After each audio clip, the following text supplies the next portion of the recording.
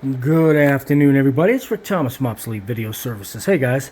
All right, so we ended up getting all these three-quarter U-matic done.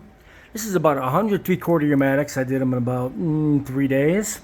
Some were short, some were long. So these are all going to go in the dumpster. The customer does not want these back. This is all going to be garbage. All right. Now we're working on the hardest ones, which were the VHSs that she had.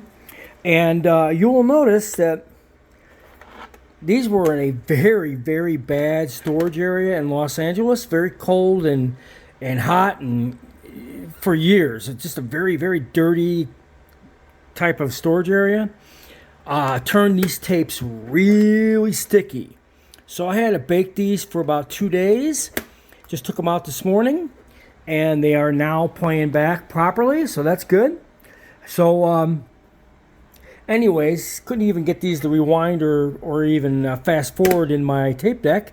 The tapes were so sticky. But we baked them for about 2 days, and now the binder is stable again, so I should be able to get through these with no issue. I don't have many to do. These are all short ones, and these are the longer ones.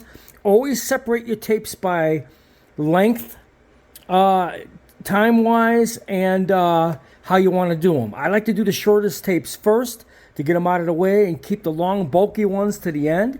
Now, these are the longer versions on VHS. These will take a little bit longer, but these are a lot faster. So basically, what I did is I did all the three-quarter U-matics. Most of them were short, knocked out all those, and then got to the heavier ones with longer time on them. And so we're able to knock these out in 2 days. So now we're going to work on these VHSs, which will probably be about a day and a half maybe of running them straight, but they weren't able to be done due to the fact that the environment was so bad.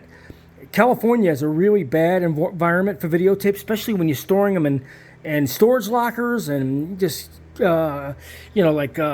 various cold and dark areas from the California air and all that kind of stuff. California is a really bad environment for videotape storage, especially if it's outside. But anyways, we baked these for 2 days, and now we can actually get them through the machine, which is good. And so, when you're doing VHS tapes, I recommend, my personal opinion, go with the heavier duty VCRs, because these are more heavy duty for playing back these very corrupt tapes at times. Some of these VCRs that weigh nothing, that have no weight in them, when you play a tape, they're just garbage. I prefer the older workhorses for VCRs or SVHS machines, either or, as long as they're the older versions and they're very, very heavy. They work better than the VCRs that were made towards the end that had no weight to them. They were just complete junk. So you want to make sure you have good equipment to run these. And of course, I'm going to an audio mixer to bring up the audio levels, because the audio levels were quite low on these. So you want to have the proper equipment, guys, when you're running through time-based correction and all that.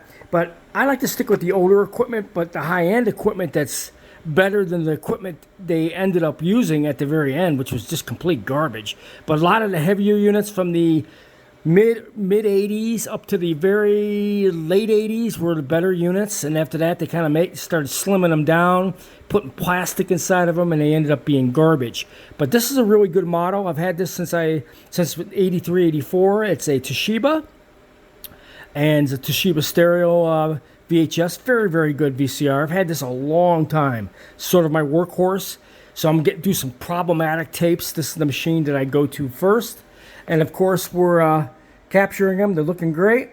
And we're getting the audios balanced out with time-based correction. And another thing I want to stress out when you're doing VHS, trying to find a VCR that's got the automatic manual tracking on the front. The ones with those automatic trackings, those are garbage. I mean, you want to be able to manually track it so you can get the tracking deadlocked so the audios come back to where they belong. So if your tracking is even off a little bit, the audios will start getting funky. I prefer manual tracking on VHS only, and the older units. That's the ones I prefer using.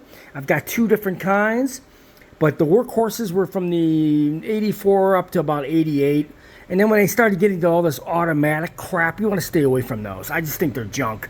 And then you can manually track and lock it. You don't get any tracking drifts. And then you can adjust your audios and go through time-based correction, and voila, you'll get a really nice transfer. But we're going to be finishing up these VHSs. I got them sorted out from short VHSs, which is these, and then these are the longer ones, which we'll start working on after I get all the short ones done. So I hope you enjoy this video.